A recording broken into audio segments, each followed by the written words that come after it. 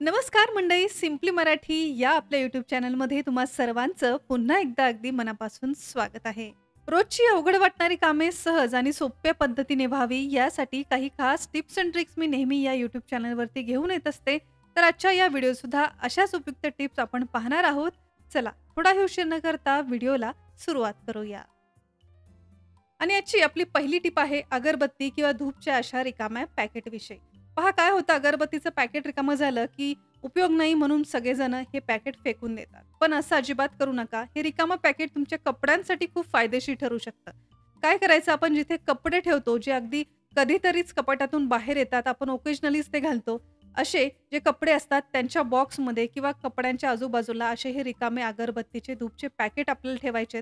अगरबत्तीप्रमाणे धूपच्या या पॅकेटला सुद्धा तितका स्ट्रॉंग वास असतो जो आपल्या कपड्यांनाही लागतो. त्यामुळे हे पॅकेट्स फेकून न देता त्याचा असा कपड्यांसाठी वापर सुद्धा तुम्ही नक्की करा. खूप फायदेशीर हे ठरेल.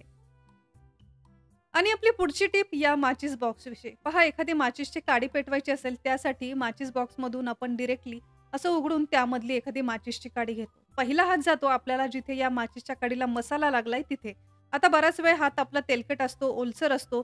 मग अशा वेळेस एका काडीसोबत इतर सुद्धा काड्यांना हात लागतो. सतत उघड बंद केल्यामुळे या काड्या सुद्धा अगदी मॉइश्चरमुळे सॉफ्ट होतात, त्या काही प्रॉपर पेटतही नाही. मग अशा वेळेस करायचं काय, कधीही जिथे या काड्यांना मसाला लागलाय त्या साईडनी नाही तर दुसऱ्या साईडनी माचीसचा बॉक्स उघडायचा. आता तुम्ही म्हणाल हे आम्हाला कसं कळेल, तर त्यासाठी एखादा पेन किंवा मार्कर वगैरे घ्यायचा आणि त्या साईडला त्याने एखादा डॉट किंवा असा मार्क करायचा. त्यामुळे काय होईल, आपल्याला प्रत्येक वेळेस लक्षात येईल की या साईडने आपल्याला माचीसची काडी घ्यायची आहे, माचीस बॉक्स उघडायचा आहे. अगदी सोपं आहे. यामुळे बरेचसे प्रॉब्लेमही सॉल्व्ह होणार आहे. माचीसची जी काडी आहे ती पटकन सॉफ्ट होणार नाही, मसालाही त्याचा भिजणार वगैरे नाही, त्याला तेलाचे किंवा पाण्याचे हात सुद्धा लागणार नाही. ही छोटीशी बट तितकीच उपयोगाची अशी ट्रिक तुम्हाला कशी वाटली कमेंट करून सांगायला विसरू नका. आपली पुढची टिप आहे शूज विषयी. पहा, पावसाळा चालू आहे, थोडे तरी शूज आपले हे भिजतात आणि असेच हे डिरेक्टली जर शूज रॅकमध्ये ठेवले तर यामधून एक प्रकारची दुर्गंधी येते. त्याचा ओलसरपणा हा असाच राहतो. तर ओलसरपणा असेल, कुठली दुर्गंधी असेल, एक्स्ट्रा मॉइश्चर दूर व्हावं यासाठी हे शूज असेच मोकळेच न ठेवता नेहमी त्यामध्ये असा एखादा न्यूजपेपर किंवा थोडासा बेकिंग सोडा हे दोन्हीही मिक्स करून या शूजमध्ये ठेवा. न्यूजपेपर ठेवल्यामुळे यामध्ये जे एक्स्ट्राचं मॉइश्चर आहे ते दूर होईल. बेकिंग सोडा टाकल्यामुळे त्यातली ती दुर्गंधी आहे ती सुद्धा दूर होण्यास मदत होईल. स्पेशली पावसाळ्यामध्ये शूजची ही टिप तुम्ही नक्की फॉलो करा. त्यामुळे तुमचे शूज सुद्धा जास्त दिवस टिकण्यास मदत होईल. त्यामध्ये कधीही कुठली दुर्गंधी येणार नाही. आपली पुढची टिप आहे साड्यांविषयी. पहा, आपली प्रत्येकच साडी आपण काही ड्राय क्लीन करत नाही. काही साड्या अशाही असतात ज्या आपण घरीच वॉश करतो. त्यामध्ये काही अशा नेट असलेल्या किंवा हेवी वर्क असलेल्या डिझायनर साड्याही असतात. प्रत्येक वेळेस बाहेर ड्राय क्लीन करणंही आपल्याला परवडत नाही. मग अशा वेळेस एखाद्या हेवी वर्क असलेल्या किंवा नेटच्या साडीवरती जर एखादा डाग पडलाय, आता त्या डागावरती आपण ब्रशही लावू शकत नाही. मग अशा वेळेस तिथे तुम्ही सॉक्सचा वापर करू शकता. पहा, असा मोठा सॉक्स घ्यायचा आहे. जाडसर सॉक्स असेल तर चांगला, तो असा डबल हाताला आपल्याला लावून घ्यायचा आणि याच सॉक्सच्या मदतीने तुम्ही साडी अगदी ब्रशप्रमाणे या सॉक्सच्या मदतीने स्वच्छ करू शकता, ज्यामुळे साडीही खराब होणार नाही. साडीवरती एखादा पर्टिक्युलर डाग असेल तर तो सुद्धा लगेच स्वच्छ होण्यास मदत होते. आणि सॉक्स आहे त्यामुळे फक्त बोटांच्या मदतीने सुद्धा जिथे एखादा छोटा डाग लागलाय तेवढा सुद्धा तुम्ही स्वच्छ करू शकता. त्यामुळे पूर्ण साडी घासायची सुद्धा गरज पडत नाही. मला वाटतं फक्त साड्याच नाही तर आपल्याकडे बरेचसे हेवी डिझायनर असे ड्रेस असतात, वर्कवाले ड्रेस असतात. तर अशा ड्रेससाठी सुद्धा सॉक्सच्या मदतीने ते हेवी ड्रेस तुम्ही स्वच्छ करू शकता. जिथे आपल्याला ब्रश वापरता येत नाही तिथे हे सॉक्स सुद्धा छान काम करणार आहे. साड्यांप्रमाणे आपले इतरही कपडे असतात. रोजच्या वापरातील शर्ट असतात ज्याचे कॉलर सुद्धा खराब होतात. अशा या कॉलर्सवरती किंवा कपड्यांवरती डिरेक्टली ब्रश लावला तर कपडे सुद्धा लवकर खराब होण्याची शक्यता असते.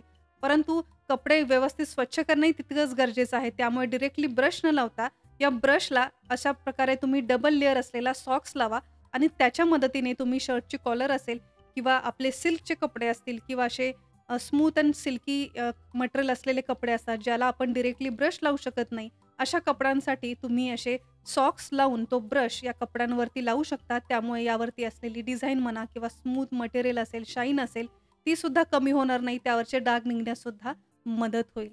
बरेच वेळ कपडे नवीनही असतात, ते आपल्याला लगेच काही धुवायचे नसतात, परंतु थोडासा कुठेतरी डाग पडलेला असतो आणि तेवढाच डाग जर स्वच्छ करायचा असेल तर त्यासाठी मोठा ब्रश नाही तर असा एखादा टूथब्रश घ्यायचा, त्याला असा रुमाल लावून घ्यायचा आणि या रुमालाच्या मदतीने तेवढाच जो भाग आहे तो तुम्ही स्वच्छ करू शकता.